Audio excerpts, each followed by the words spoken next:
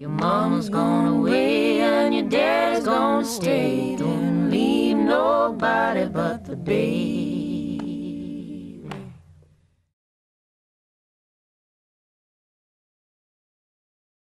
Tad tā nākamā diena bija plānota braukt līdz Salacgrīvai. Tie sanāk 180 km. Jā, labs gabals viņš sanāk. Tad aizbrauc līdz Rūjiem, Masalats izstaigāja skaņākā parku, par ko es biju diezgan pārsteigts. Diezgan neskārta un forša vieta Latvijā. Nu, tiešām tā riktīgi viss smuki sakopts. Tur satiku kaut kādu velobraucēju, man godīgi sakot nav nejausmas, kas viņš tāds bija, bet es atceros, viņam pabrauc garām, viņš tur sēdēja, viņam mašīna bija atbraukuši, bet, zin kā, velobraucējs var pazīt pēc kājām. Tur pasties kājām un skaidrs, ko viņš nodarbojās. Un, jā, viņš pienāca klāt, viņš saka, tu esi tas čalis, kurš brauc apkārt Latvijai? Nu, ka jā. Viņš tā, jā, zinu, ik pa laikam pastos, kā tur ir. Tā, ko. Par to es biju pārsteigts, ka, pilnīgi nezināts cilvēks. Es viņam prasīju, kā tas zināja. Tur viens no čomiem velobraucējiem, viņš tur formā bija redzējis, viņš arī kā pateica, ka tāda lieta ir. Nu, mēs tur papļāpājām ar viņus, visādas lietas izrunājām, kas un kā. Un tad devos tālāk. Un tur sanāca, aiz Masalats bija izvēle braukt 40 km mazāk pa Graņķiem vai braukt 40 km liku un pa asfaltu normāli. Es sākumā domāju, jābrauc noteikti pa asfaltu, zin kā vieglāk un tā, bet normāli ievērsos ar to, ka bija pretvēši pirmos 20 km un tāda cīnīšanās, man liekas, nebija nekur vēl bijusi līdz tam. Un, kad tu brauc 15 km/h un tev liekas, ka tev vienkārši tur visu laiku spēka vispār vairs nav. Bet to posmu kaut kā pievarēja, sanāca. Tur sanāk, braucot no Masalacas, ja brauc velo, viens variants ir izbraukt pa augšu pa taisno, otrs variants ir brauc tā kā uz leju uz Valmieras pusi un pēc tāds V-burts sanāk. Tad atpakaļ tieši pa tādu pašu pretvēju, tur paradīzi, zinu, stundu to var it kā minies, brauc baigā ātri, bet vispār bez slodzes. Un, jā, un tad kaut kā diezgan laicīgi arī es aizbraucu līdz Ainažiem un pēc tam līdz Salacgrīvai kaut kādos 6 laikam bija.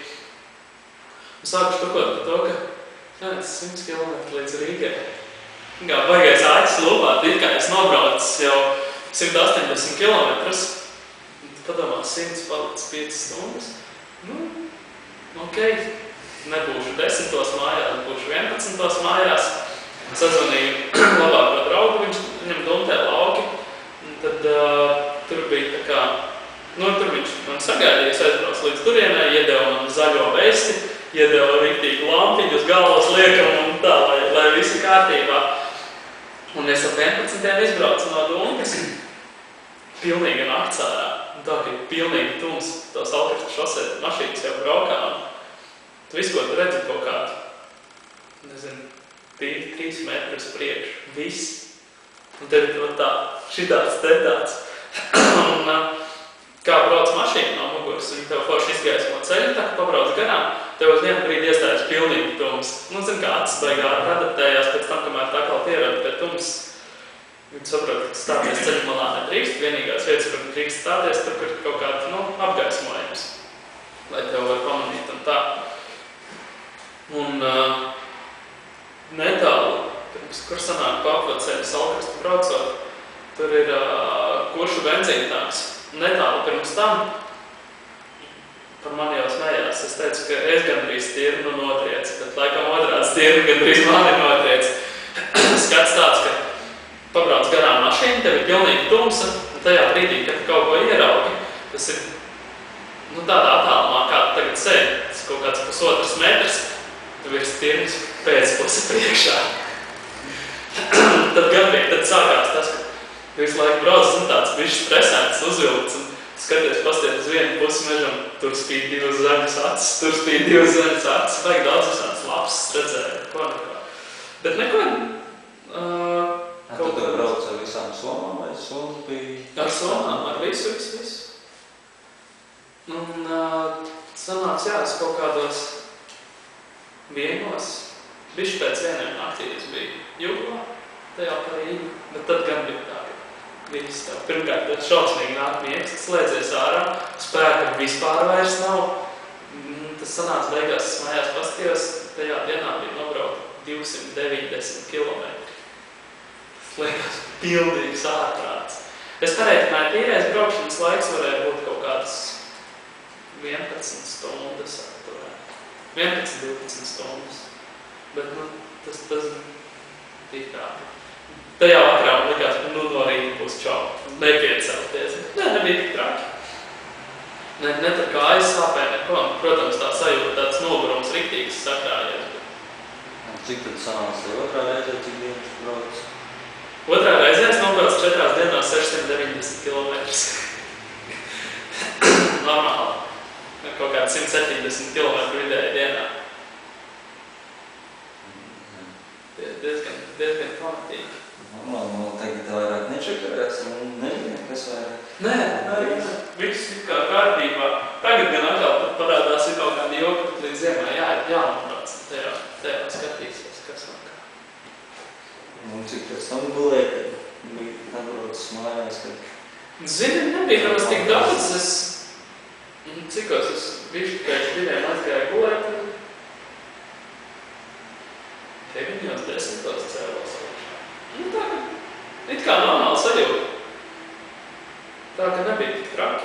Parasti darbdien. Jā, bet mazliet. Tā. Nākamais brauciens. Zini, baigi sapnis ir aizbraukt līdz Gibraltāram kaut kādu. Bet es rēķināju, ka tie ir 2 mēneši, principā, vajadzīgi. Un nav. Cik bija iztērēt Latviju? Es tā baigi kopā nepaskaitīju, bet maz. Nevis par somu, tieši... Par pašu ceļu. Man liekas, ka ne vairāk kā dzīvojot Rīgā. Kā jā, tev tāpatās ir. Kā cik izdevumi pār? Cik izdevumi jau nav. Tas, ka tev tur ir jāpērk visu laiku ūdens un kas, palielam tas pats sanāk. Bija dienas, protams, kad sanāk tur vairāk patērēties, bija dienas, kad mazāk. Bet par tiem nākamajiem braucieniem, sāk gribētos izbraukt cauri visai Eiropai. Tas tāds diezgan nereāls sapnis, ne tikai naudas ziņā, bet arī laika ziņā, kur 2 brīvus mēnešus var dabūt. Ja ir prom no darba un jābrauc. Jā, protams. Mēs māks domājam braukt apkārt Baltijas jūrai. Jā, tas ir otrs variants.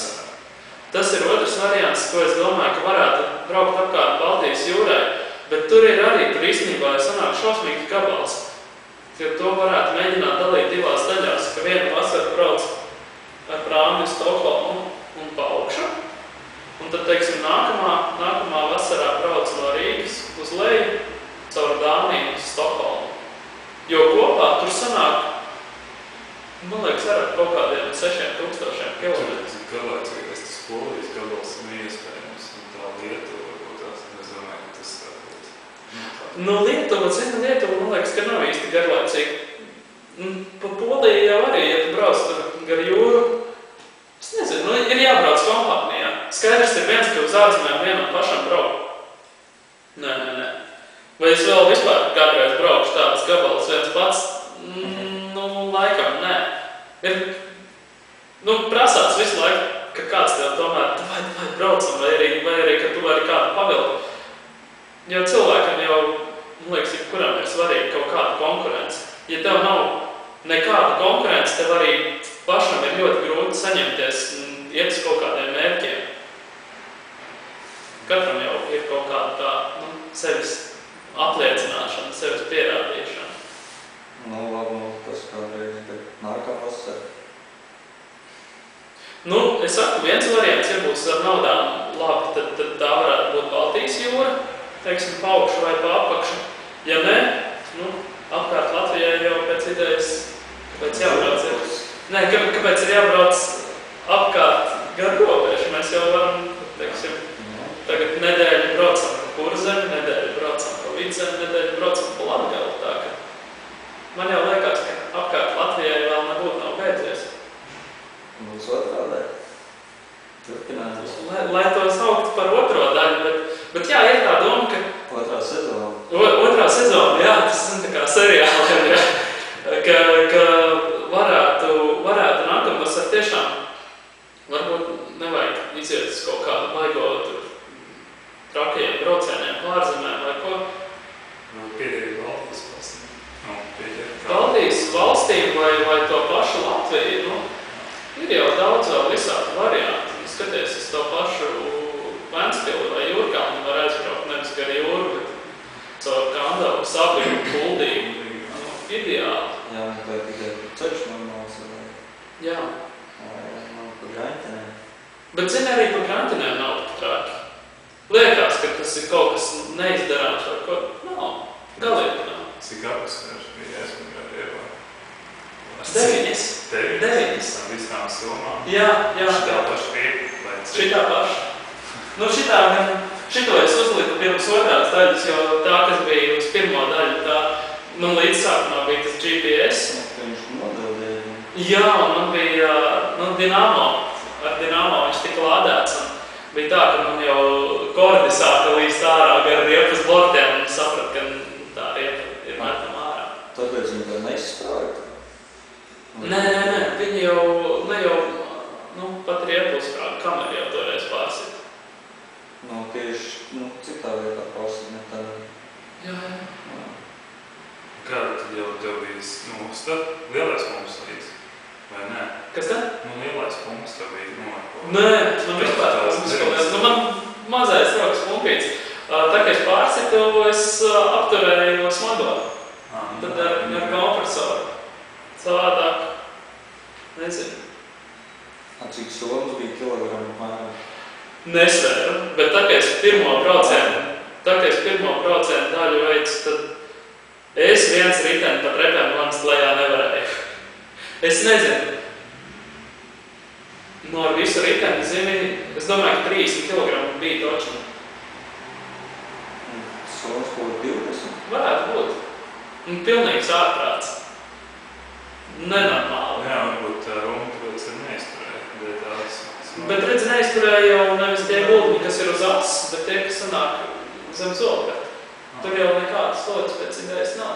Svāra. Es nezinu, kāpēc viņi izjūta. Cik to pašam svars? Mas 70. Tad plus somas tad. Tad es esmu. Tad ir viņš. Jā, kaut kā tā. Jautājums ir fiksētie triki kaut kur. 290 fiksīt dienā nevar nobraukt. Tas ir skaidrs. Es nezinu. Jā, tas vajadzēs ir. Bet tas ir tāds, ka izaicinājums. Tas ir baigais izaicinājums, bet es zinu, es to diezgan skeptiski skatos. Tajā pat Latgalē. Pa kalniem besīgi ir tīk droši. Štrunts jau uzmīties augšā. Es domāju, fiksīt pat višķi vieglāk iet saprāt, ka tev nav iespēja atpūsties. Tu visu laiku mīt. Tev ir tāda apņemšanās, ka tev ir jāuzmanās kalnā. Šito, tu zini, kā tu pamīt bišķi atpūties, jau atkal ātrums nokrītās. Bet lejā braucot, kā tev ir smagas somas, viņam jau ir baigā inerts tam rīteniem. Viņš jau riktīgi raujās uz priekšu. Neliem bremzīti. Vienīgais. Tad jā. Tas tev tāds viens no atpūtas vietiem, ka tu laidies lejā, bet tev pēc to arī noņemos. Tur jau tā lieta, ka tev vispār nav iespēja atpūsties nekāda. Es nezinu. Te jau redzēs. Bet jā, es domāju, ka apkārt Latvijai vēl nav